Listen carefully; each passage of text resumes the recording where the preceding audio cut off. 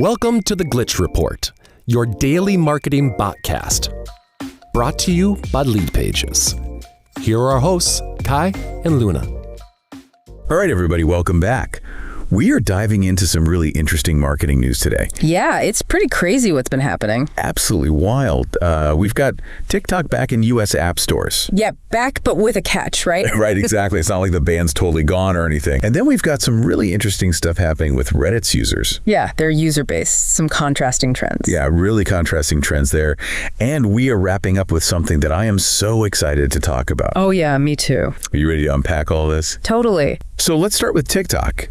I mean, it's back in U.S. app stores, but like we said, there's a catch. Yeah, for now, Apple and Google, they got like these legal assurances that they wouldn't be penalized for hosting the app. So it's not really a permanent solution? Not even close. It's more like a temporary pause. So the story's not over. ByteDance, TikTok's parent company, is still trying to make a deal happen for U.S. ownership. Right. What are the chances of that actually working out?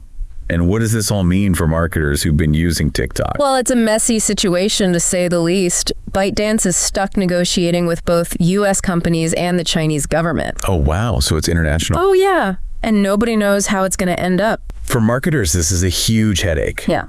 Do they keep putting time and money into TikTok, even though it might vanish again? Or do they just move on to something else? Tough choices. Really tough. It just shows how unpredictable social media can be. Absolutely. And how important it is for marketers to be ready to change directions fast. For sure. Well, speaking of adapting, let's talk about Reddit. They've got some pretty interesting user trends happening right now. Yeah, they do. Global growth is way up, but they've actually lost users in the US. Yeah, that sounds kind of backwards. It does, right? Yeah. But it all comes down to a temporary change Google made to their search algorithm. That change messed with how people were finding Reddit through searches, which led to fewer US users. Wow, algorithms are powerful. They really are. But like things are back to normal now, right? So if I'm marketing to people in the US on Reddit, should I even worry about this? Well, yeah, things have settled down, but it definitely highlights a bigger trend. Reddit's growing much faster internationally than it is in the US. Interesting. And that's both good and bad for marketers. Reaching a global audience can be amazing, but it also means you gotta understand different cultures and how people use the platform in different parts of the world. Right, like what works in one country might not work in another. Exactly. It's a good reminder that the online world is global. We can't just focus on what's happening in our own little corner of the internet. I completely agree.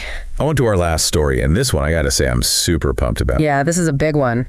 YouTube Shorts, they're adding this AI video generation tool called VO2. Yeah, and it works with Dream Screen, which is already a cool feature. So tell me more about this. How does it work? So Dream Screen lets you create video backgrounds just by typing in what you want. Right, really? Yeah, that's pretty neat. But VO2 takes it even further. You can make whole video clips just from text prompts right there in the Shorts camera. So like I could type in a cat riding a unicorn through a rainbow sky, and VO2 would actually make that video for me. You got it. It uses some serious AI to look at your text and create visuals that match what you're describing, and the detail is incredible. It looks so real. That's insane. Yeah.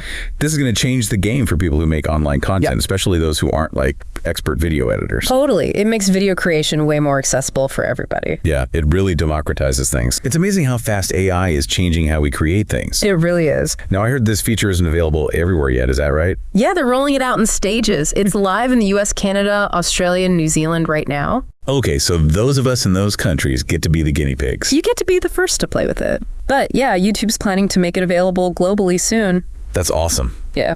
It's really fascinating to see how these platforms keep changing and coming up with new stuff.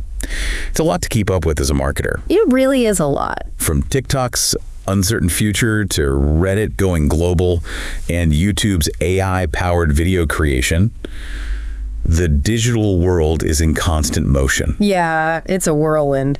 So as you're navigating all these changes, think about how they might affect your own online strategy. Are you ready to adapt to these new tools and trends and experiment with them? Yeah, are you ready for the ride? Because the possibilities are pretty much limitless. I can't wait to see what they come up with next. Me too.